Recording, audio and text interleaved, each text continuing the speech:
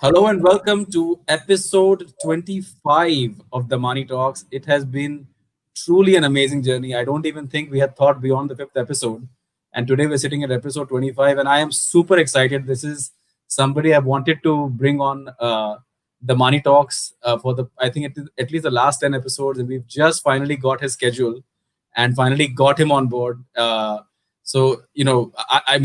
He's well known across the ecosystem of an ace investor, an amazing founder, and he's been part of some amazing stories, both from the investor level and from the founder level. So, without further ado, I would like to introduce Mr. Ramakant Sharma. Sir, thank you so much for being on this the Money Talks today and for gracing the 25th episode. Thanks, Anurag. Thank you. I think it's a pleasure to be here, and thanks for all the kind words, guys.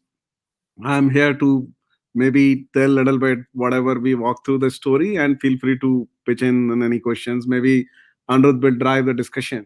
Yeah. Absolutely, sir. So before I start, I'd like to take you through the 24 episodes and just show you the kind of people that have contributed. We've had over 50,000 views to our episodes and over 2,000 plays of our podcast. You know, the founders that have so far come on board. Everybody from Harsh, I think one of your investee founders. Yeah. The Beardo founders came in right before right after their exit. We've had the Agnikul founder Srinath, if you remember, Yeah. and No. we've had Piggy Ride, Manish, and then Apollo of Investors, Nikhil, Suhail, Bhavin, Abhishek, Siddharth Latsaria from Everest. We've had Pranjal from Repub. We've had Ragini from Leap, Abhishek from Plum, and credibly say we've had Devendra, who's from your Almata. Investor side, sir, you are so every fifth episode is a investor. So we've had in episode 4 we had Avik, then in episode 10 we had Sanjay Mehta, episode 15 we had Anil Joshi, and episode 20 we had Ajay Tangadi. So today we've got the best of both worlds for episode 25, and super excited to get started.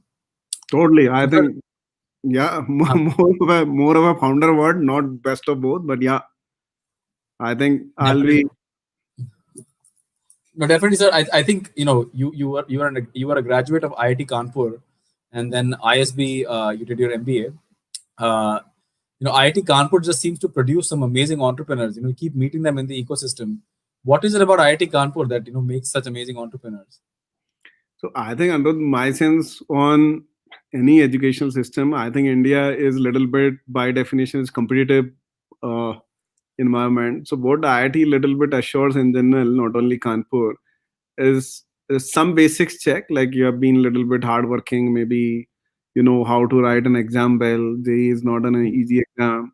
So sudden assurance on discipline, hard work is little bit given, which I think you need not to really check much because that's a little bit assured. But moreover, I think the education is little bit more holistic. As I keep saying, entrepreneurship is not really knowing one skill at a time. If somebody says I am a good developer or I am a good finance guy, I think it's a mix of everything. You need to be good at many things. Unfortunately, it's a multidisciplinary kind of a situation. So I think IITs in general or the great institutions world over produce so much emphasis on multidisciplinary things, which means you have to be knowing even the life skills, because you have to it's a journey where you need to traverse massive ups downs, and it's a sometimes mix of everything you face. So I think the as a purely from an education perspective, this is a very holistic education, and I think fortunate enough to be part of that education in early stage of my academic life. So I think that's what I would say, and honestly a little bit inspirational in the sense that you see multiple cases where your seniors have built large companies around the Mm-hmm. globe. So that also, I think, apart from the skills and multidisciplinary I touched upon, it's a more like it's a confidence and trust in yourself kind of a story. Sometimes, uh, by and large, the country is definitely comes through a little bit less risky mindset, which actually uh, a very important thing for an entrepreneur to cross once in life, that the biggest risk is actually not doing a startup is a risk, or really not being an So true. Hmm. entrepreneur is a risk. So I think that stage of mind needs some degree of self confidence, which I think is demonstrated by so many examples around. So I think mix of these two. You see people similar to you, they look like you, they had a family background like you, studied in the same courses, same hostel, has built so many uh, great enterprises around, great things socially, profit making companies, social companies, or maybe in general public service, but lots of excellence around. So I think that's the mix of these two things, which I think I'll say helped me a lot. And honestly, I think post that, it's a journey. Everyone has its own journey. Even the IITs really do not underwrite that you can be successful, but I think certain basics are given. Yeah. So true. I mean, I think the discipline required. I mean, I have my first cousin who went to IIT Bombay. The discipline required to get through that exam, and it really puts you. And then obviously getting through 4 years of IIT by itself, as you correctly put it, it just prepares you with a whole rounded kind of education to be prepared for to be prepared for the for the world actually. But what I really liked what you said was that it is, if you don't do a startup, that's the real risk you're not taking early in life. Absolutely. I think, and to reach to that conclusion, maybe some of these pointers help you, because see, sometimes you don't know how much is the risk we are taking. I think now the bird has started embracing failures. Secondly, the point is failures are not failures; those are learnings. So if we go a little bit in the history, which I personally observed, I think the all of these learnings have translated into a good value creation at one place. Not if you are startup one, maybe startup two, or somebody else, but these are definitely good learnings which eventually made individuals to create much larger value than in the conventional path. Yeah, I know, definitely. And I think that early on in your career you probably are a little more flexible in doing things than later on, when you've got maybe a wife and kids and responsibilities in life. Then it probably costs a lot more to get started up than early on in life. I agree. I think the little bit risk profile also changed with the, as you rightly said, risk profile is completely a function of what stage of your life. But in general, I think the Hmm. bird assessment of risk itself is changing with time. Hmm. I think now the kind of risk, like I'll take a precise example. The risk of losing job was much higher. Now I think people who are in the job also do not care for job, purely from a perspective of losing it. I think they Right. can get better jobs or the same job again, and the same company hires again. So it has become more, or I think more and more, you know, learnings, and people are finding environments which give them faster learnings than anything Hmm. else. So I think the young enterprises, the young companies, the organizations where lots of, even the large companies sometimes have such a nimble processes, that you have given them a chance to learn. And and learning cycle is shortened with time. Your knowledge, your own self studies, your exposure, and a little bit, being more holistic in many aspects now available in a click away.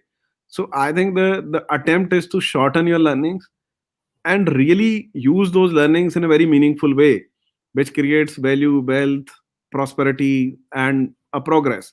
So I think it's a little bit that thought. So my sense is the traditional point of view of risk is also slowly fading away. Hmm. Even if you are, True. whatever career stage you are, what you are leaving and what you're going to, and what you cannot go back to where you were, was a very 20-year-old concept. You can Hmm. actually switch things pretty fast nowadays.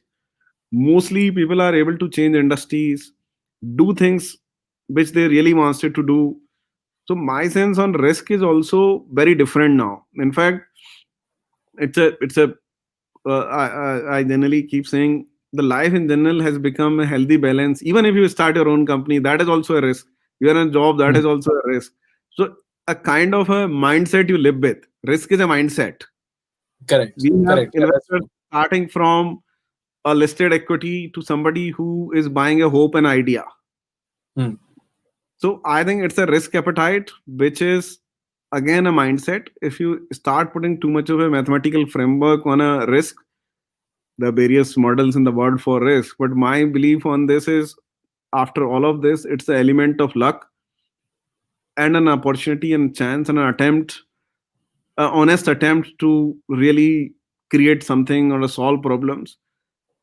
Risk aspect is slightly taken care of.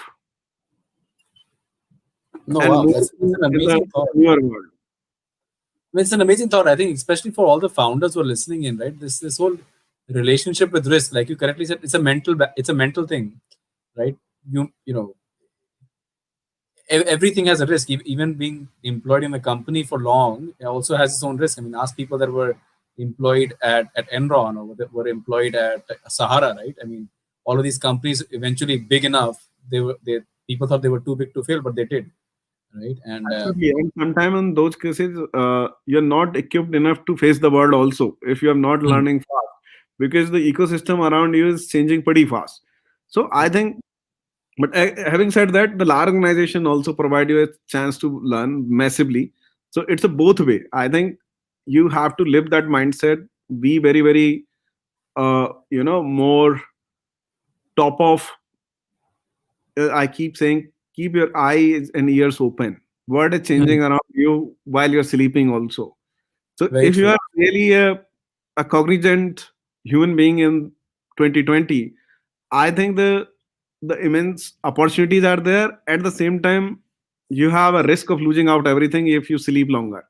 So I think this is a situation where we need to be 100% on our toes, really updated, and keep learning new things, embracing change to the point that change is the only reality and constant and live with Yeah, that. it's only constant. Yeah. In fact, I was just telling somebody today who had come to the office that the cost, the risk, as you were talking, the cost of getting to revenues or to getting a startup to traction has probably come down to 1% of what it was 20 years ago. Because today you don't need to have a proper office, no warehouse, no, you don't even have to have full-time employees, right? You can do everything without actually owning anything. And 200% with you. I think I'll just add one more thing on this. The definition of asset class is also changing. If we go to the fundamental economics, there was a point when land, labor, and capital was defining the overall economic and social activities for human beings, which means if you have land and you control the labor and the capital which can buy machines, pretty much defines your success. yeah, But with time, I think the businesses where land has become irrelevant, like companies who have created a massive wealth. In fact, the 70-80% of the last 30 40 years wealth has been created by the companies who doesn't use land, like Google, Facebook. So land in true. itself is becoming irrelevant now. The second was actually the labor. So the definition of labor has also changed. You can't control labor. Labor is now free commodity, and the capital markets have figured out their flows towards the best efficiency for the capital.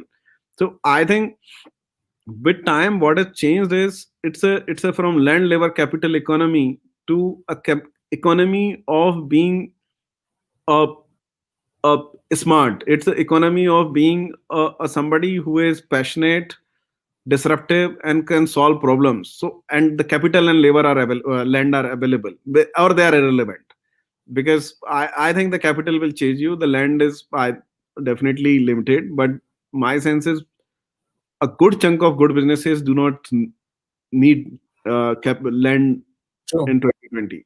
So I think the resources which are needed for a business will, I think, go more on a auto driven fashion than you need to attract those. The capital will attract the business. Very true. And Right. I mean, yeah. It also becomes your moat, like how quickly you grow. I think that absolutely. IP, there was an entire thing of IP. Do you have IP and have you filed for IP? Now it's like how fast can you grow, and that is your moat. Absolutely. I'll give you an example of some of the D2C companies, new startups. So I keep telling the brands, how do you create brand? So first thing was, you need to manufacture. Do you really have any see a dependency on manufacturing? Manufacturing has become now an API. It's a contract manufacturing. You have that available as a more or less commodity. That was a distribution.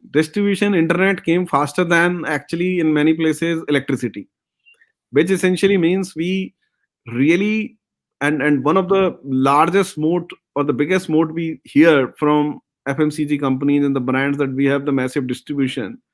The relevance of distribution is going down. Now everybody has a distribution is a Yeah, key takeaway. So I think the first two, manufacturing and distribution, are no longer as important as they were before. The third hmm. part is, which is actually the marketing, the share of voice, the branding, the positioning of the product, which I guess the smarter economy and the new modern economy is able to do equally good, as good as a large conglomerate FMCG company. In fact, sometimes in a more faster and nimble way. So I think the moats which your incumbents had are becoming irrelevant, rather than you have any new moat. True, true, true. Everybody has got an opportunity and chance to play a fair game, and in that, I think the perception on consumers and all around ecosystem is also changing. Earlier, people might think that working for a company is a sense of pride, or maybe it increases their social value or something. Today, people really do not care where they work. What they care is what they work on, what Hmm. problem they Right. solve, Wow. what value add they have added today. If I'm sitting on a big chair on a company where I had 3 4 random calls, and the my value add for the day was actually zero or sometimes negative, I might not be, you know, learning as fast, and nor might not be enjoying, which I could have enjoyed in a place where actually I added some value to the system. For instance, I'll quote my this thing. Every day I come to office. When I go back, I write a few lines. Could what value I add to the company today, and Hmm. what would have happened if I would have not come to office today? What difference I made by coming to office today, except creating an overhead on some people in the office? I might be a negative value to my office if I, and I genuinely feel that this is, I think, one or two problems which where I added an incremental value today and this day went well.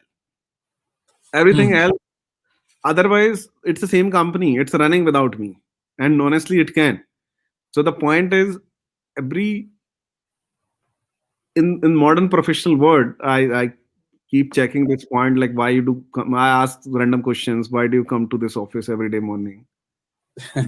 And there is a very few people who are bothered on salary in Bangalore kind of a ecosystem. For taken our engineers, every Saturday they might get 5 offers, Hmm.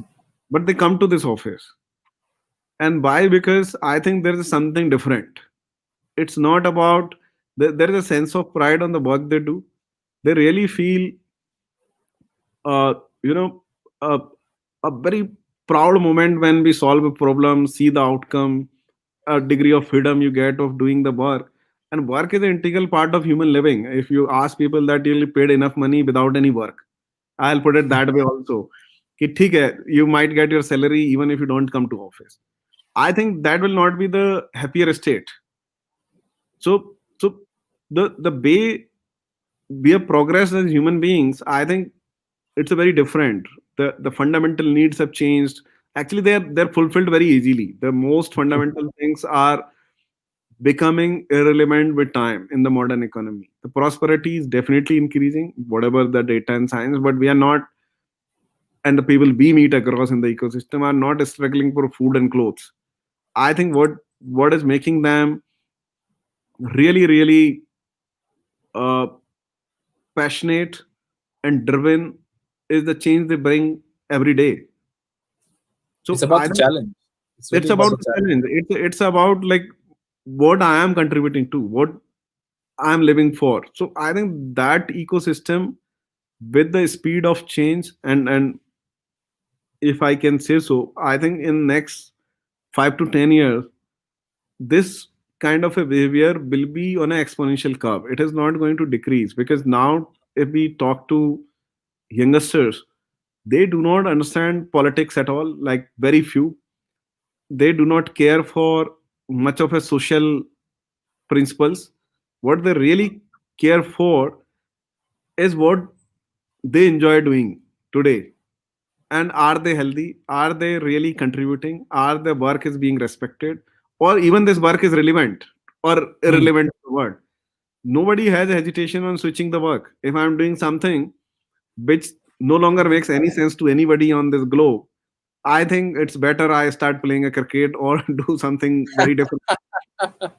So, so I think it's a very fundamental thought, and this thought is coming because I think we have got a one degree of lesser risk and a slightly higher prosperity, especially in the zone we operate in Hmm. around us. So I think that's the point I leave this thing, that you'll see a fundamental shift much more than the current levels in coming years. So, like I promised, we took a tangent right in the first 5 minutes.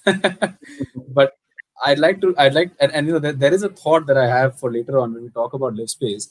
Before I get there, I want to just jump to, you started at Myntra, and in around 2010-11, right? By that time, Myntra was already a high flying startup. Uh, so, what does it take? What does it take to get or like earn a role in a Yeah. startup that is doing so well, and you went on to become CTO and at a very senior position. What does it take, like, to first of all get a job at like a place like Myntra, Yeah. and then to obviously then go up the ranks and get to the position where you were at, and with Mukesh and all of them. Totally. So I think, uh, yeah. So I joined Myntra in 2008, actually, not 10. Acha. So basically, uh, that time Myntra was a pretty small startup. I think it has not raised Series A. It's a Acha. pre-Series A company, and we were selling more, custom T-shirts and custom mugs, Hmm. more into B2B business, little bit into B2C business. But having said that, the call to join, I think, for the youngsters and everyone, and for me as well, were twofold. One is, you always, as I said, keep your eyes and ear open. I think the 2008 and 7 was a time when Mukesh had a very strong thesis that India will see an upsurge in e-commerce. And 2008, I think very few e-commerce companies existed. Hmm. Very few. It's We are talking Very about 10 years back, but there was a vision that internet is already there. Once internet is there, the transactions on internet are inevitable. They are going to happen. And sometime around the same time Flipkart came in, we could see uh, all around that e-commerce is something where I think the the the traction, and next, the many things, but one of the things in Indian internet is going to be e-commerce. Consumers Hmm. will definitely give some value to either the choice. E-commerce gives larger choice. No showroom can have as big catalog as an e-commerce can. So maybe it is choice, maybe it is price point, or maybe it is convenience. One of these three will lead a consumer to transact, but it is not imaginary, it's a real. E-commerce is going to happen. And I think the second part is getting to job and how. So I think this particular case, my core skill was mostly into the technology space. So e-commerce companies need CTOs and the Hmm. technology skills much more than many other companies in general, but every skill is needed. It's not that the tech guys, the marketing guys, maybe the retail people. So e-commerce is a very multidisciplinary by definition, but at this point of time, sort of a the founders were my college senior from IIT Kanpur. They were in a need of somebody who can lead the Mukesh is a couple of years senior to me from IIT Kanpur, and Acha. uh, they are in a need of revamping the technology leadership. And I had an experience on technology side, and my belief on internet was, and especially the commerce was pretty high. Then a little bit, I don't know how, but I had a decent sense on unit economics, what category makes a slightly much more sense. So I was a believer of a slightly better economic side of a fashion as a Hmm. category compared to electronics and books as a category. So these are the maybe a decision points, but very macro points. More important, it's I think the founders to whom you're going to work in a such a early startup, and that makes all the difference, because I'm telling you, the it's all about the captain of the ship, who from whom you Hmm. can learn, inculcate the vision, and really go to a point that I think there is a fashion commerce going to happen. But before me, there is somebody who is believing it more strongly. So I think there is a founder who's passionate about it. You can learn from, and a little bit judgment on the market, that e-commerce, and there is no fashion commerce company where US and China had plenty of examples where fashion did well, and India, such a large country, had zero fashion commerce company. So I Yep. think it was a more of a straightforward choice to me. It's not this thing that and the call can be the skip the e-commerce thing, and I somehow felt that skipping a e-commerce is not a right thing to do. In fact, my belief on e-commerce is increased over time. 2008 Hmm. now to 20. Every year, I think I feel much more stronger than a year before, because it's a changing all around, and more transacting users are getting added. Now we have started talking about another 400 million users who will transact someday. So this story has been completely a upward story. I haven't seen even a one quarter down in my career of 12 years of e-commerce, both Livspace and Myntra, where our number of orders gone down. Wow. Never, because this country, you are with the tailwinds, Hmm. and we are an industry where I think the transactions has to be up. So I haven't seen a and gone to a discussion yet where somebody is discussing my sales had decreased. I'm not talking about the 2 months of COVID where I think many companies has to go through a lockdown and shutdown. Those are like a boundary conditions, but generically, and and the way we bounce back, and not only us, I think at Livspace, in every other businesses, I keep hearing the transactions are back to Yep. pre-COVID levels. And much more, I think. Much Much more. stronger than. Absolutely. So my sense on, I think, to answer a question, once you spot an opportunity which is into, see, it needs three things. One is a passionate founder, and an opportunity which is tailwind. Sometimes I've seen startups done too early, before their time. Then e-commerce maybe in 90s might have not survived. True. And that's I can little bit with the advantage of hindsight. But I think if you're in an industry of tailwinds, that tailwinds take you a two step forward if you move one step forward. So it's a tailwind and a founding team, definitely. And I think the third is aligned investors. There is somebody who, because you are creating value out of nothing, so there is somebody on the capital markets or a financial investor who is equally believing the same story, and it's a belief and Hmm. hope. There's no numbers, but there's a one person who has to believe that fashion commerce or a assisted sale of furniture and interior design will work. And that is something, I think, the combination of these three will definitely, I think, if you found any time in your career these three things together, one or two great investors are backing, you like the founders, and you see a tailwind on the industry, it's a straight answer: join the rocket ship, because it's not going to stay. I've seen rocket ships getting derailed if any of these three is not right. It's a Okay. tailwind industry, founder is passionate, but unfortunately, uh, financial market is not willing to buy the story. Hmm. It is not going to happen, because you are going against the so many things. So the three legs are tailwind. That there should be a tailwind. The founder should be passionate, and you should have the right investors backing you. Absolutely. So if you come across a startup, which is, let us say, Series A or pre-Series A, one or two great investors are there on the table. Uh, you really believe that founders are passionate, they have vision. I think it's a easy call. Hmm. No, that's very interesting. Actually, like you rightly said, the founder is so important. Like he really attracts the talent. I think it's because he sets the culture and therefore then attracts the talent, right? That comes to Yeah, that culture. But coming back to your Myntra days, early on 2008 and today 2020, today you're running.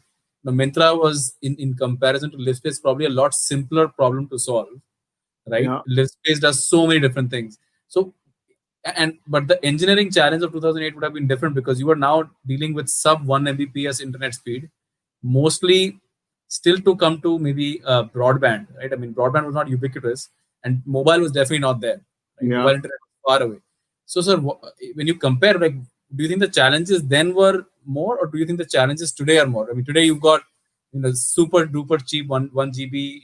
Everybody's got 4G internet, 5G is coming, right? I mean, in that terms, what do you say? Which one do you find to be more Yeah, yeah, no, challenging? great question. I think, see, the both the stages have challenges, but I'd classify them into different kind of challenges. So 2006, 7, 8, 9, I think we were trying to define the industry, which means, you know, more like finding someone who is at least have a one degree of willingness to work Hmm. in startups. A what is a startup was not so definitive, so clear. Why I'll leave my existing job, how my parents will think, friends will think. So we're struggling with the how the consumers will trust us. So the challenges were very different. Those very fundamental. Like I'll tell you challenges. Sometimes the shipping cost of a certain products like backpack was much higher. Shipping from Bangalore to Mumbai will cost maybe more than the bag itself. Oh wow. So we're not really aligned as infra. There are many things like delivery boy delivered a goods, and there's no callback mechanism where we know that product is delivered. What we thought, if anything left our warehouse, is delivered, Acha. because we had no mechanism to know whether it has reached to the consumer. There's no True. APIs on the logistics side system. So I think the challenges at that point of time were very different. And the biggest source of information sometimes was call center, analytics driven on the website. With time, I think the infra on logistics, the analytics, the feedback loops evolved very massively. But what has happened is, and that is the right sequence. So in the early days, as you rightly said, Livspace is a very complex category compared to a book selling or a t-shirt selling business, and that is a natural progression in any country. When the problems are much larger on the infra, I think the people will start selling books first, or the Acha. t-shirt and shoes first. Once Is those are it- sold, absolutely, then you maybe pick up a complicated categories like, you know uh, uh, selling jewelry on internet that needs insurance on not only the feedback loops, it needs insurance on the delivery, it Hmm. needs many other things. If you're selling something which is expiry, temperature controlled, then you need a different Furniture. kind of warehouse, maybe a pharma or a cosmetics company. And Hmm. then I think the the last step is selling solutions. So the journey starts always with the product selling business, where you sell a product. Livspace is into the solution selling business. And I'll say parallel to Urban Clap is still a solution selling business in my mind. So I think the solutions selling businesses are education online, like an Hmm. academy is not shipping you a bottle of shampoo at home. They are actually educating you. So these Hmm. are actually very abstract and solution selling businesses. So in any evolution of e-commerce, I think the first is the products. Within the products, the easy products first, then the heavy products which called white goods. Like selling Yeah. AC is difficult. You need to sell AC, then install it. And, True. and white goods and heavy goods business is a different category in many sense, including furniture. And then you become a services selling, the solution selling business. Someday we might not be surprised if somebody is selling a lawyer service on internet, which True. is I think very different from selling a pair of shoes. So I think it has evolved in 12 years. Now all the modern startups I see around are selling solutions. Like and I read a article somewhere. I think it's a read by one of the tier one VCs. It's written by one of the tier one VCs. The services led solution centric companies are going to be monopolistic soon. This is like a, a very complex solution put in on the steroid, and the modes are much higher. So I think if somebody has to do e-commerce in 2020, we do not have a choice of selling t-shirts and books at the first place, or a mobile phone. True. True. The only choice we have is a product innovation, which is I think it's a coming big way nowadays. You see so many D2C brands, they're saying the existing products are not good and let me introduce a new products in the market. And the third is I think the second is, so that's the first, and the second is really bringing those services out, like home services, one of them, interior services. Then I'm an angel investor in a company which does a car repairing service. Hmm. This services in general, and no, I'm not talking about India. Whatever knowledge I have over the world and countries, have a larger degree of information asymmetry, a very high degree of lack of trust. Products have trust because if you take a picture, you can do a certification of certain kind, FDA approved, FSI approved. You can write a weight, you can write a composition, and you can still put a framework around it. Putting a framework of a services is something which I think internet will be able to do much better than anybody could do in past.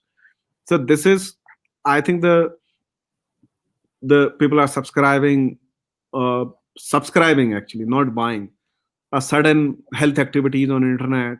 So this True. is something which is I think going to be a third gen of internet, and we'll see. I think the future of internet commerce especially is going to be around that. And once that transaction happens, we have seen the the adjacent businesses which are payments, logistics, video calling, CRMs.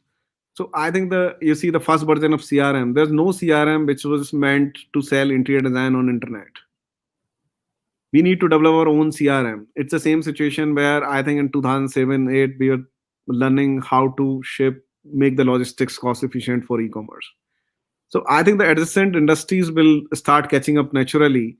There is a, a very different kind of a wallet structure needed in services. Kind of a setup, starting from escrow accounts to consumer to the service provider to the platform. And there is a multiple handshakes. This work is done, this is not done, and auto settling of that payment scenario. Those kind of wallets, I think the first time we have to create for ourselves.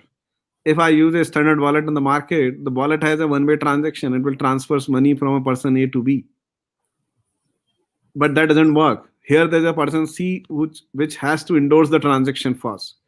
So I think that this work has been done to my quality. Hence, the money can go from wallet A to B. Those kind of a payment infra, that I think that itself can be a company. Then Wow. services market, we introduced something called uh, services. By and large had people who are not on payroll. Like you will rarely find electrician on payroll, plumber on a payroll.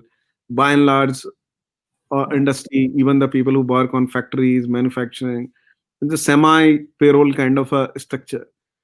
So putting those into a structure payroll through activity stream of activity of work, and really sound it like a everyone has a predictive payroll is nothing but 100% surety of a certain money in a first week of a month. Hmm. That literally is a definition of payroll. Correct. But the same promise you can actually make to somebody who is not legally this thing but financially the same thing, if you can control the activity of the work in a certain designed fashion. So those are the challenges which services e-commerce has to solve its own. And more I read in the developing nations, TechCrunch articles, new fundings, I uh, I I have seen one or two $2 billion company which exactly try to create a Shopify for services. We have seen a Shopify for product sale. So Correct. I so there is a evolution on problem statement with time, and my sense is I think we were sort of early on in the industry. We had to work on defining a lot, but 2020 we'll see many more startups coming in services commerce. So I think, as I said, we'll slightly digressed, but it's a No, kind but of I an really like the thought that today the world has changed from product selling to solution selling. Like yeah. today, we had we are doing a secret Santa at work, and I was looking for something to buy for someone under 1,000 rupees because that's the limit. And I went and bought a T-shirt. I literally did, but I bought that T-shirt because that was a quirky T-shirt. Was solving. It was really a solution and not the product that got me to buy that T-shirt because it was quirky. It was different. It was from a different website, and it's so interesting. Like that was probably, I mean, a profound insight for today. Like And self-service. absolutely, and I'll give you some more examples. I think I'm not generically defining it, but I'll tell you, if you ask somebody, like few people ask me, what we can gift you? I said I have everything. And actually you have more. You have more clothes, more shoes, more books. I think you have many things which are more than the need. In some cases, people have more homes, more furniture, Yeah, right. but there is a certain unsolved problems. They're still, I think, looking for something, and what they're looking for is a very precise solutions. So I think once you come out of the product selling zone, you become a solution selling zone. I think people are really looking for solutions of the real problems they incur on their day-to-day life. True. So, Yeah. sir, I mean, I'll take one audience question before moving to the next point. We'll take it from Ankur Vaid, who's a very regular listener, runs a brand called Party Hard Drivers out of Mumbai. I think he's 13 years now in business. His question is, and he runs a services company, therefore, I think the question. But, sir, a services company is very difficult to scale and maintain quality at the same time, especially in a country like India. What is your best guidance to tackle this problem? It's a great question. I think I'll just add two things to this problem. One is, I don't know the which specific service we are talking about, but this will generically be applicable in most of the services. Try to make your front thin. Your basically the soul of the service should be lying in a central function. For instance, a restaurant is a service, but I think the McD restaurant is just a delivery and a front of the service. The how we spoke, the sourcing of the really the bread, the vegetables, and other stuff is done by somebody who is not running the store. So if you wants to scale the service, I think you need to make the center very strong, which is your supply chain, which is your processes, training, and make the front layer thin. In business schools, this is called a thin rim principle, but I think I personally used it and it helps. It helps to a different point. The more you control the thing, more means it's a corp defined. Like in case of Livspace, every furniture which is being sold is same irrespective of who is the designer selling that furniture, because it's manufactured in the factories which are owned by the company. I The see. designer can actually only assist selecting a couch or a kitchen which is matching the consumer taste and price point and timeline, but a designer cannot change the quality of kitchen. It can be only changed by changing the process at the manufacturing plant or changing the raw material. So we have bought everything to backend. Like a designer cannot change our payment policies. Payment policies are very entangled into the wallet structure. You have a three payments in the project journey. You have to make three payments. Now all the designers are talking three payments. It's not that somebody can say, "I'll break it into four." You have no option to break it into four. So I think the one thing which will work is to scale, bring everything to the center, which will give you a quality and scale both, and have a very thin rim. The thin layer, which is your front facing, will be definitely have to be empowered and smart. Like there is a 20 spontaneous decisions they are able to allowed to make a decision. Like if they have a process to get an approval on the back end where consumer is asking something in the service economy, I think the person on the front should be able to define then and there and solve the consumer's problem. So the Hmm. empowerment of the front and largely the activities done at the center, I think these are the two quick thing I can think of right now. But I think interesting problem, and that's where the little bit secret sauce and things around it. But it's a great question. Thank you, Ankur. Hope you like the answer. I think product. I mean, create. I mean, two centers to create. Secret sauce at the center and empower your front line. Empower the guy that's at the front with to at least to a certain degree of like you said until 20 questions before they have to reach in and look for customizations.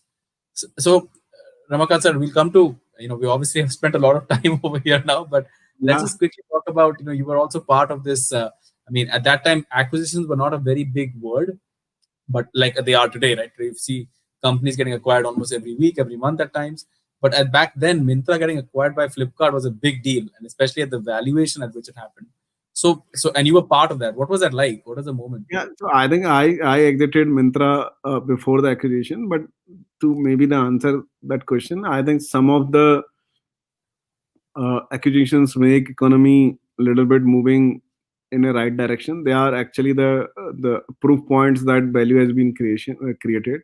So I've seen some of the acquisition at the time. Myntra happens to one of them. I think this uh, company Snapdeal acquired at the similar volume. Couple of I see. free charge. Many of those companies at that time, I think, and then eventually many more. I think very recently, Pay got acquired to Nesper. So, couple of acquisitions which are north of $100 million plus has happened in the industry in last 5, 6, 7 years, 2014, 15 to 20. These are actually, in my opinion, a good confidence booster to the investors, to the in general employees and economy. But having said that, I'm still in an opinion that we as a country have a long journey uh, uh, uh, to really cover the gap. I think they are less because if we compare that in any developed startup ecosystem, there are much more exit options than generally India has seen. So this is something which I'd end with this thing that I think we have a quite a bit to cover there. Maybe next 10 years we'll reach a place where I think the multiple exit paths, multiple options will be there. But this was actually a good testimony on what you worked on and built early on in the I think in career. So this definitely helps. But my sense is as a country we are definitely behind in terms of exit options for startups. I mean, I think, yeah, I completely agree with you because I think every time with every exit, I can see the confidence in my own ecosystem as an investor, as a family office. I can just see that every time I say that we've got one more exit, the confidence of that ecosystem comes up, right? And now you're having more and more people putting in saying, I'll put 2% or 3% of my wealth into startups, and I think that flow of capital is so important because we've got some amazing companies coming out of India. Sir, I'm going to skip a little bit of what we had Yeah, decided to talk about. We'll go straight to Livspace. I want to understand, like, what was the. So you went from Myntra, and you obviously went from, you know, uh, what you were doing in terms of selling fashion, and then you jumped and joined and started a company called Livspace. What was the inspiration for starting a company like Livspace? I think under honestly the true story is this came from mine and a little bit both mine and Anu's personal experience. So there was a time somewhere that time actually I uh, naturally ended up buying a home for my own living purpose, and there was a you know there was a obsession on consumer experience, technology, many things, and this was the time when I realized that there's a problem here.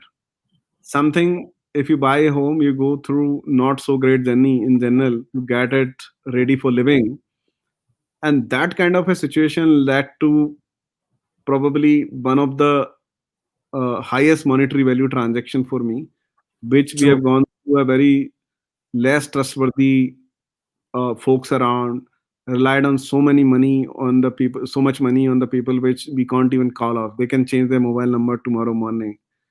And someone like me who came completely from a software engineering, had no clue. I knew nobody in the Bangalore. I'm not from Bangalore. There was a Hmm. point when I was asking questions. If this guy doesn't come tomorrow, he's taken me so many lakhs today. They said he'll come, but that is a hope. There is no process. There is not a call center, no website. And then I started checking curiously with all of my friends. Ki, have you ever bought home? And have you done some interior done, kitchen, wardrobe? How do you get it done? Everybody answered me that it works like this only. Acha. And there is no a place where we can go and buy it. You have to ask somebody in your neighbor or watchman who will tell you who can do in your building. And that's the only way, which I already did because there was a watchman and a poster there. So I thought, why is somebody is not solving this? And is it a worth solving problem? And I think the second question first, I think I was chatting with Anuj and he said, this problem is pain and it is not solved even in US. He was living in US at that point in time. And let's do a little bit research. So we started talking to many folks, people around.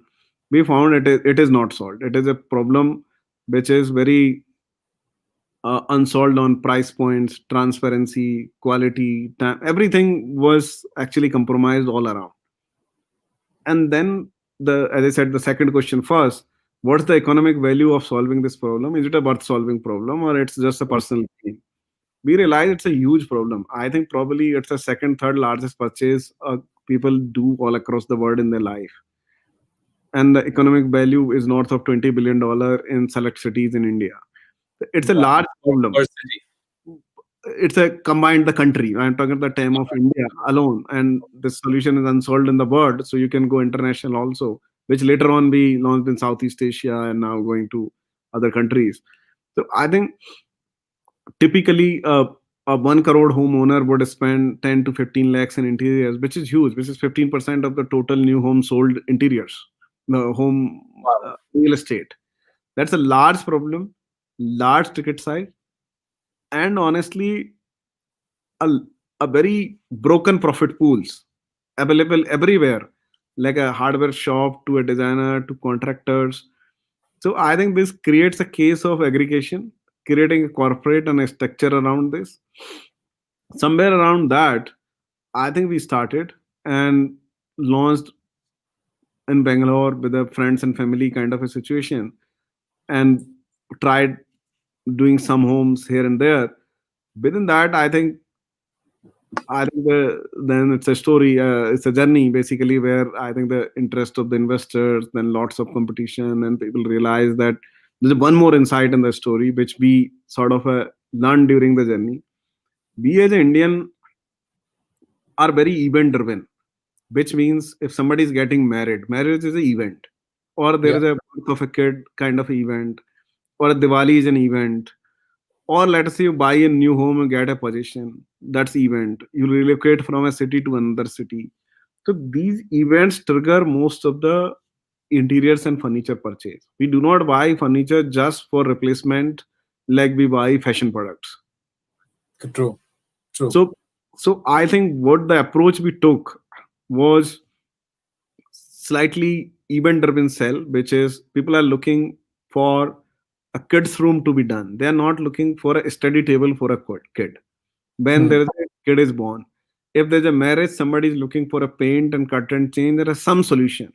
So this needs a solution which solves a need of an event. And then we realize the second insight is this solution is pretty much assisted.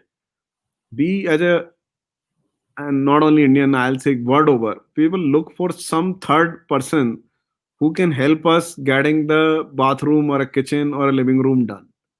True. It's not that I have a some color sense, I can arrange things, but it is not. And the reason being, maybe the cost of going wrong is much higher than buying t-shirt. If you end up buying a misfit t-shirt or a wrong color t-shirt, you don't care. But if you get the kitchen done wrongly, probably it's a difficult to change. Yeah, So, true. so I think they'll still rely on an expert. So it's a assisted solution centric sale is going to be the solution. And it's a large unsolved problem where again I said the fundamental principle of going to a solution and a services sale on internet was very existent in both of our minds. Only thing is which service to pick. And this was the service which naturally came to us with a very big TAM and a serious real problem in hand. So I think we are in a very a large unorganized real problem in hand, which I think was the story. And honestly, the first principle thought helped us in many aspects. Not coming from interior background is sometimes I'd say it's good also, because most of the time you get a chance to relearn and rethink and redefine, which I think you could have come with a certain degree of biasness if you have those kind of a knowledge. So we still say in a meeting, assume God gives us a chance to produce a best living room again, what would be the method? We are still willing to learn. Or what should be the ideal way of producing a kitchen? We don't know the past. But if you know that I know for sure how the kitchen is being done, I think you'll end up replicating some suboptimal solution. So we are still a believer of not knowing is a good thing, because you I can re-ask the question. thing was, I think it bleeds into my next question because you didn't come from the industry, and neither did Anuj. You like, I mean, so far away from this industry, and it's supposed to be so labor intensive and full of loopholes and problems, and yet you took on a challenge. It's a massive challenge, and we keep telling that you should look for founders that have some level of understanding of the problem, and you came from completely left side, like no background in that sense at all, except from a personal pain point. So, and there are many founders. I mean, I'm guessing there's over 100 founders that are logged in. Uh, what what would be your advice to those founders that do not have any background in that industry where they are starting up? What Great. should they do? No, I think great question. So again, I'd say, see, look at the skills which you can do, and you can be passionate about those skills for a longer period of time, because it's not going to be a short journey. So I think when we looked this solution, we thought, what is the core of this problem? So core of problem of this problem is actually not really anything but the principles. It's a technology and a supply chain I in see. the end. So I think we need to think through. Anuj did a overall commerce for Google Wallet as part of Myntra, being part of other e-commerce companies as a mentor and angel investors in many places. So first thing we looked, and which is very important for all the founders, that is it, what is your core skill? What you know is not important. I think you know everything, but something within that ocean there is a core, Hmm. and one which you can do really for a sustainable period of time. You can enjoy doing the same thing for 10 years. Those are the, I think, the questions. If we say the answer of those question is yes, I think that's the right space to be in. So we thought that this problem from outside looks very different, but you go deep, it's a technology problem. You need to put everything into workflows and really the ERP system, and there is a large chunk of supply chain elements to it. Some of them are just in time, some of them are contract manufacturing, some of them are inventory led, some of them are reverse engineering. So I think the home leads you one of the most complex supply chain to build around. But I think I'll again say, go to the core skills, and if they are aligning to the solution of the problem you're trying to solve, I think that's good enough. And what should they avoid to do? Like, should they avoid like hiring people from the industry right away? Like, what should be the So it's a great question. So I think my sense is, don't avoid, have a right mix. So we had a mix of people who had no clue, a typical young IM grad or IIT grad who had no context. At the same time, great designers who have worked, learned the large factories. We paired up them in a, we call them as success spots. So so actually the existing knowledge is not discarded. That is an input to the system. But there are many abstract ways of looking the same problem, which can be bought in from the outside industry. Inside industry will save lots of time on learning curve. So I think every team we built in is a healthy mix of these two skills, and we made sure that there's no success for which is either of these two. And so, I mean, and obviously, I mean, the investors just lapped it up, right? They loved what you were doing at Livspace. I mean, 196 million, I think you've raised as per traction from a marquee set of investors. I mean, investors that I think if you ask any founder to list down the top 10 investors that they want, Goldman Sachs, Bessemer, TPG, Helion, Jungle, Pidilite, Peugeot's Group Holding Company, FFP, and so on. I mean, some amazing group of investors. You know, when did you know that Livspace was going to be this big? Honestly, I think, see, you have a sort of a, I think to answer this question, I think at the beginning, having a this kind of a sort of a that this is the exact investors will raise this much is difficult. But what can be assessed is the how complex problem we are really entering into, Hmm. which means, you know, what is the assessment of the problem? It's a $20 billion problem or a 1 billion TAM problem. The complexity of the problem. By looking at the problem, sometimes you have a sense like this solution of this problem will need 3 years and 20 mil. There's a problem which will need 10 years and 200 mil. There's a Hmm. problem which might need 20 years and $1 billion to raise. If the Hmm. problem statement, so I think the macro view on a problem and solution and estimate on resources must to have, which I think we had a very reasonable sense that this is not an easy problem to solve. But at the same time, I think predicting precisely that this is going to be the investor sequence, this is what you know uh, uh, uh, the exact amount, this is going to be this big, that's very difficult. This is journey, I think. You need to learn on the fly, optimize it, or maybe uh, you know live with that. I think my answer would be you need to be really on top of the your business, and business if changes you need to change accordingly, whether it's a resource requirement or maybe any other change. I mean, it's like I said. I think founders are obviously chiming in saying just how valuable today's conversation really has been.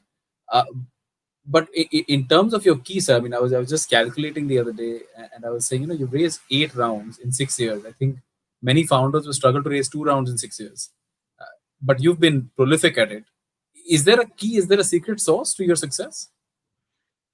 I still believe, honestly, somewhere I think there's a investors which will really back the passionate story. We have been be very passionate. We live the dream we had, and honestly, even if we go wrong, we try to correct it with the same passion again and again. We have a reason to, I think, wake up every day morning. So that invest that passion, I think sometimes invest not sometimes. My belief is the investors will able to buy in that, because in the end, I think they wants to bet something which is large value creation and something which is honestly in the right hands. So I think investors have a very clear view on a business and a founders most of the time, two criteria. And third, which is I think the horizontal. Sometimes it's not about anything else. I think the capital markets have learned the money flow its own. Hmm. I think they are, that's their job, I think, to find out the places where capital has to be deployed and do a justice with a kind of a responsibility they own towards the capital. So I think it's a mix of all three. If you are doing something, and let's say a dollar is a dollar, by putting that dollar, maybe it's your own dollar, to a place A versus B, if A has a more value creation of the same dollar, the chances of A getting higher dollar is much higher. But there is a limit, because someday the A will say no to the much more dollars. Then the capital will move to a second best option around and the third best, and it's again supply of capital and demand. So it will reach to a natural steady state. So my sense is I think the founder should not be reading too much on fundraise and this thing. If you're doing right things, the you'll get value of what you built in either form. Either the investors in various rounds will give you, or something the public market will give you, or the M&A will give you. But value is not going to away if you have really created it.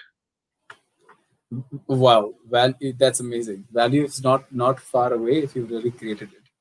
That's Yeah, I think that will lead us into our pretty much our last question, and then I'll take some audience questions because there's been a lot of them pouring in. But in your sense, like, where do you see Livspace in the next 10 years? I know you've expanded to Southeast Asia, Hong yeah, Kong, yeah.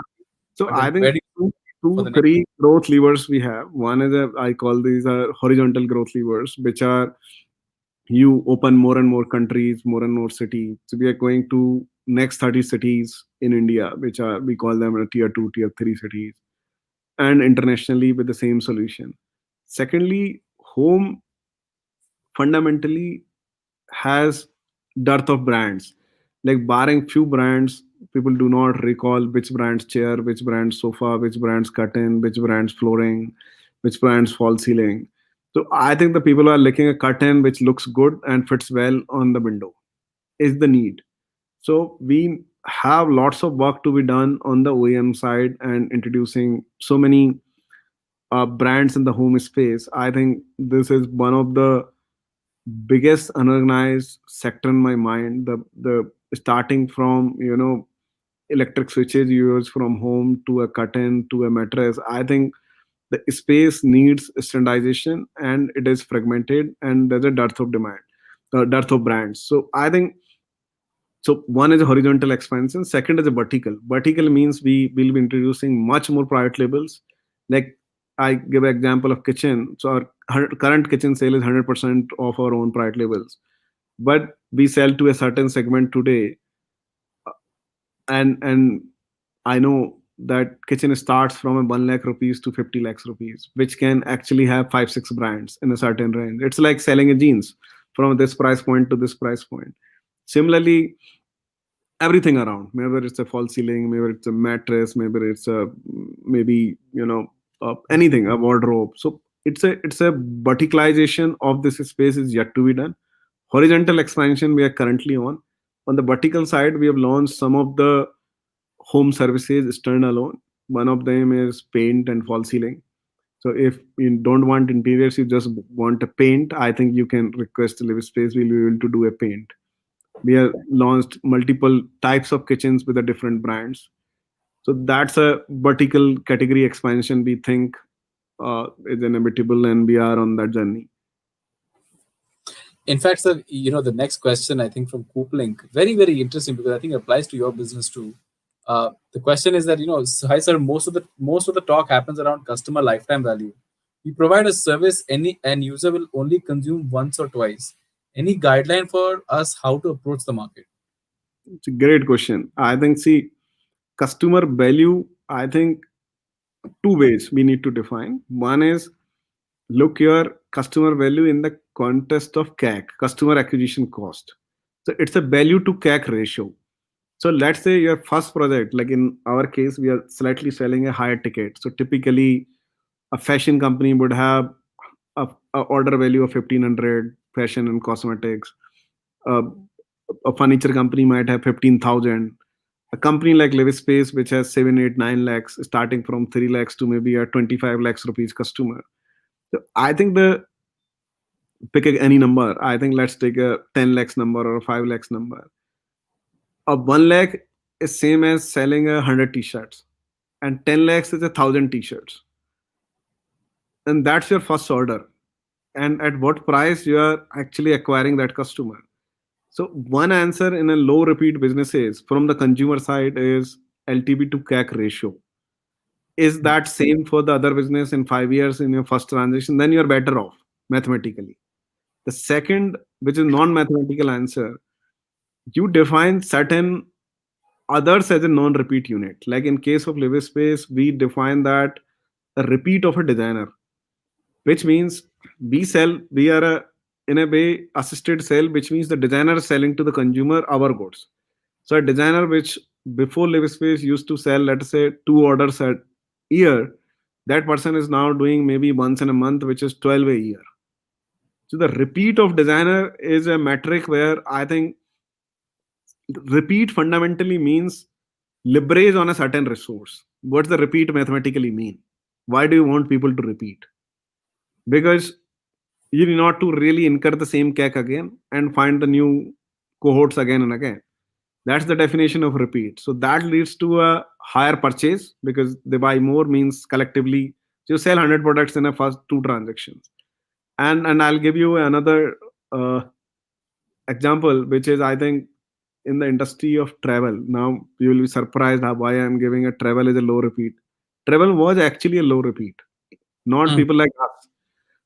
For most of the people, actually the flight travel was twice a year, once in a year. Very true. And what travel companies did, they did lots of content around it, and one of the least repeat is marriage.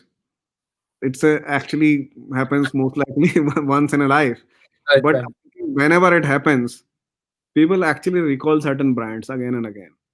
So the definition of repeat is if you're not looking for interiors today, it's fine. But the day you're looking for an interior solution, does Livspace comes to your consideration set? That's a another way to look the repeat. So I'm not forcing anybody to break their wall today and start renovation by seeing my ad. Yeah. Anyways, you're not going to do. But let's say you come to a place, some social gathering, and a friend and family member asks that I've got a marriage and home and relocating and looking for an interior solution.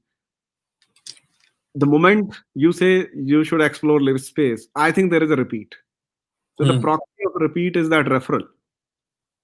So basically, the kind of a referrals, the consideration set in the consumer's mind, and not really the true repeat, because true repeat is not, nobody is going to actually buy more than one or two homes in life and do multiple renovations.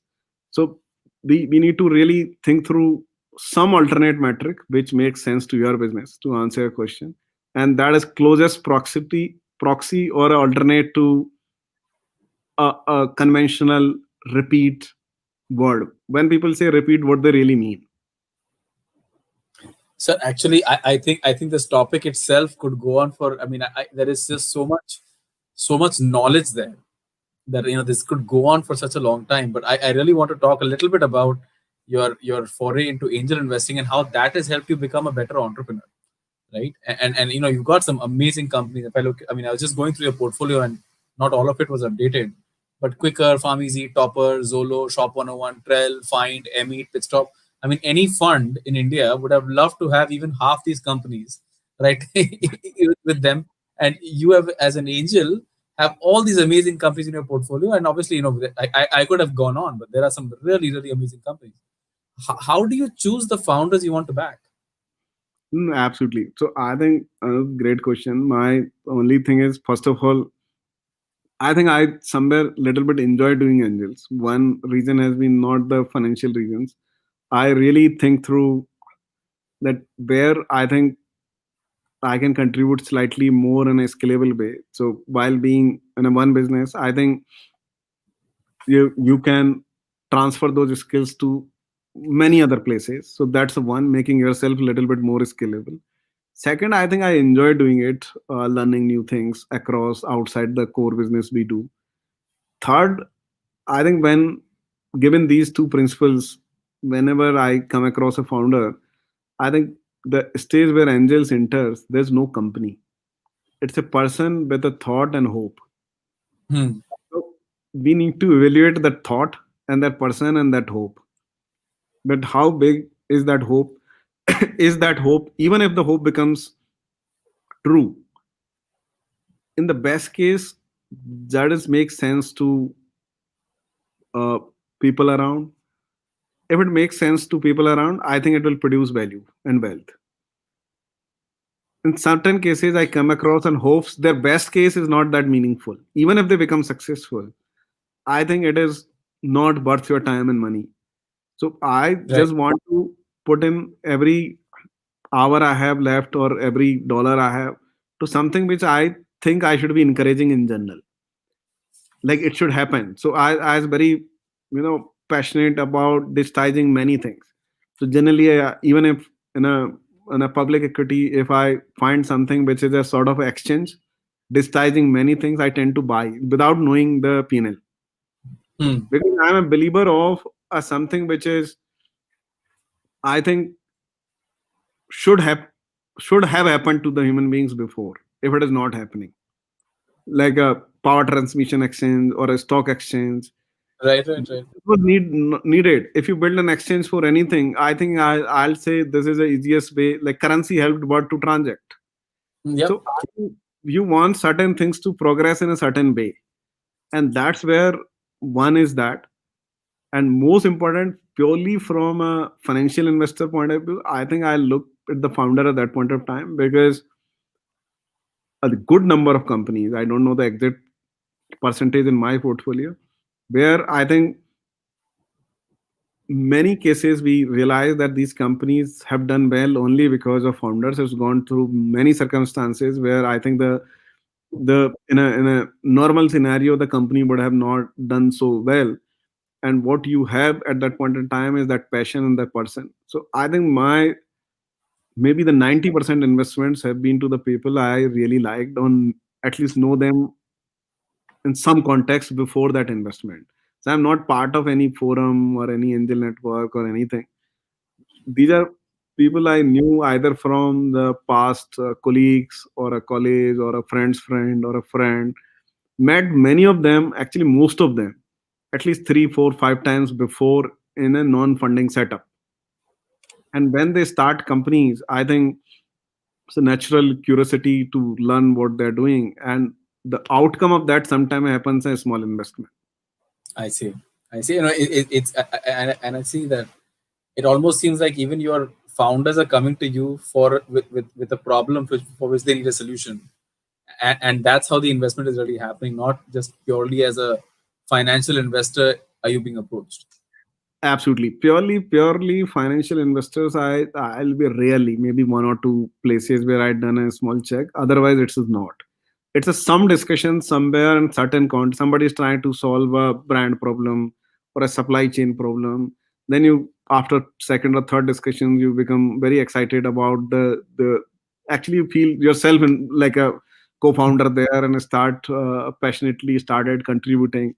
Then I think somewhere it is going to be non-sustainable. The only way you can help is a some engagement by investing few dollars and maybe committing some time in the form of advice or a phone call.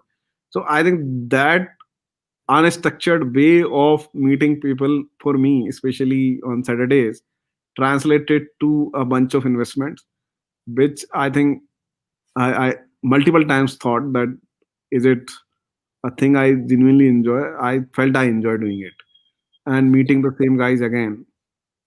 In fact, I mean, I think you just put it best. I think for any founder out there who wants to get, celebrated investors like yourself, I think don't approach you with with everything solved, right? It needs to be almost like a imperfect solution that you have, which would get someone like you who's into problem solving to get involved. Would I be saying that correctly? Absolutely. I think that is where almost 95% of the investments have happened. Somebody actually came like, I have this thing to be done. I think it will work. What do you think about it? So those kind of conversations actually sometimes translated into investment. Amazing. And sir, if somebody wants to approach you, what's the best way? I think, Um, see, it's a totally easy. I think I check 100% of my emails and as well as pretty active on LinkedIn. So either way, if people reach out, and as I said, I respond 100% of the emails and LinkedIn messages. so is there an email address you want to share? Yeah, maybe ramakant.sharma@gmail.com. Founders, if you're out there, you should be writing this down. Ramakant.sharma@gmail.com. And that's the best way. Reach out with your problem statement, not with a complete, like an imperfect kind of a solution, and you will definitely have a response from Ramakant sir here. Sir, before we move on to rapid fire, I just had maybe a bit of personal talk about how you and I met. I think I also met you with a pretty imperfect solution. 2017, when the fund was just very much in its infancy. We met at our office in Mumbai, and we just said, listen, we're going to do this crazy thing. We're going to build a micro VC fund. No one's really heard about it, but we're going to do something crazy. And and at that time, we said, listen, we want you to be on our investment committee. We had no structure in place. I think we were just getting started. I don't even think we had made the SEBI application at the time when we asked you, but you agreed, and that was just brilliant. I mean, I just met you for the first time. You agreed to be on our investment committee. So my question to you would be, why would you lend us your name and reputation? What did you find No, in us? absolutely. I think it's the same entrepreneurship. I think there is a same principles.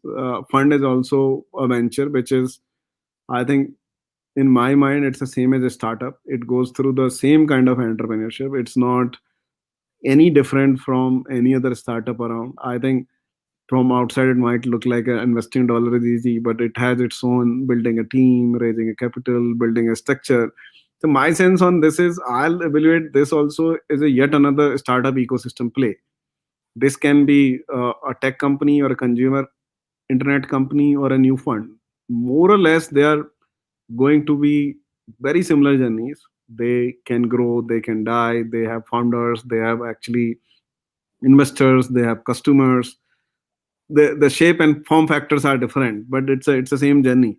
So it's a place where I genuinely see the same passion which I'll see in any entrepreneur. I think very similar principles. Thank you so much. And are we living up to that expectation that you had in No, us? absolutely great, Anurad. I think you've done a commendable job. I think totally. Thank you, sir. Thank you very much. Before I move on, I'll just say, that I think I interact with Ramakant sir, I think twice or thrice a week, and it's just like it could be I could be in the middle of a meeting. I'll just pick up my phone and leave, because you always know that whenever he's got that thought, you have to get it out. I mean, you have to listen to it right then, and it's become a very good working relationship in many ways, just to get the insights on so many different business problems I have as a as a as a venturepreneur, as you would call it, right?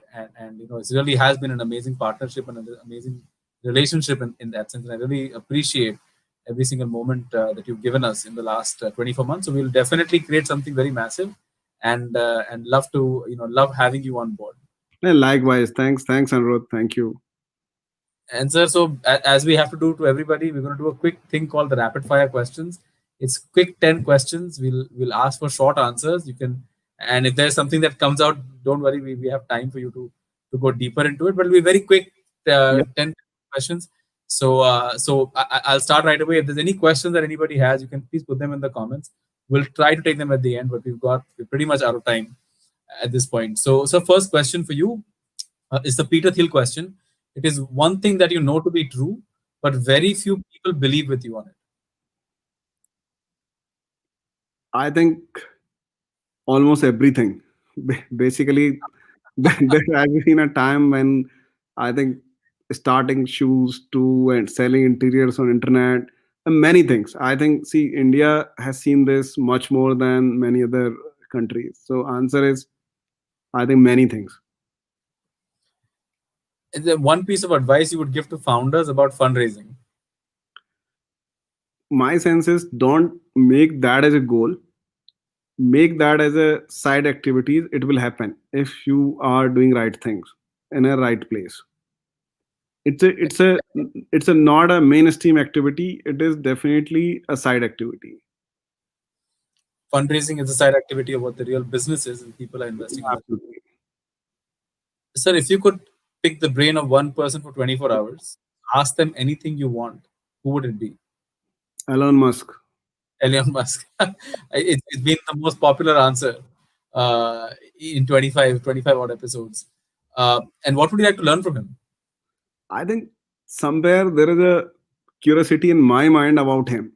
So I think he's somebody who is always been a little bit intrigued and something which I keep wondering on various aspects of his decisions, things he's done. I think those are definitely class apart in my mind.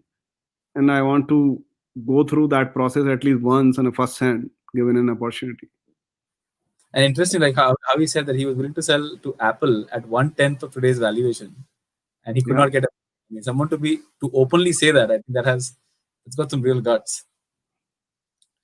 So, scaling before profitability or profitability before scaling, which one would you choose? I think it's a great answer. My sense is definitely scalability. And I'll say this because it's a context is startups. Startups is nothing but a growth. If you are not growing, I think your product market fit and a value is not proven. Once the value is proven, the profitability will follow, because profitability is more of a ecosystem play. If you anybody can buy a raw material cheaper, you will buy someday raw material cheaper. It is not going to change. If a machine can make your cost reduction, you will be able to buy machines. That's a given. What is more important is, are you going to be as powerful on the negotiable table as the other guy who is profitable? And that can be done only through scale. So startups have no choice other than scale and scale and scale. And you'll rarely find companies other way around. The companies which are profitable, I think, created value, or maybe the value was not sustainable as bigger way. As once you've achieved a scale, we have seen a very massive network effect supporting the profitability.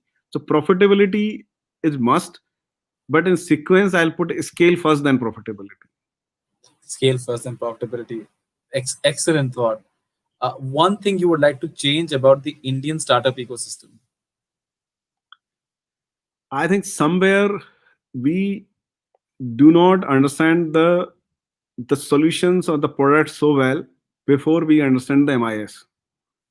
So I have seen many cases where people are really funding SaaS companies on ARR Hmm. without knowing what they solve. Or there are companies which are valued on the sales value, but I think somewhere we assume that if there is a sales value, it must be solving a problem, which is very true in a correlative way.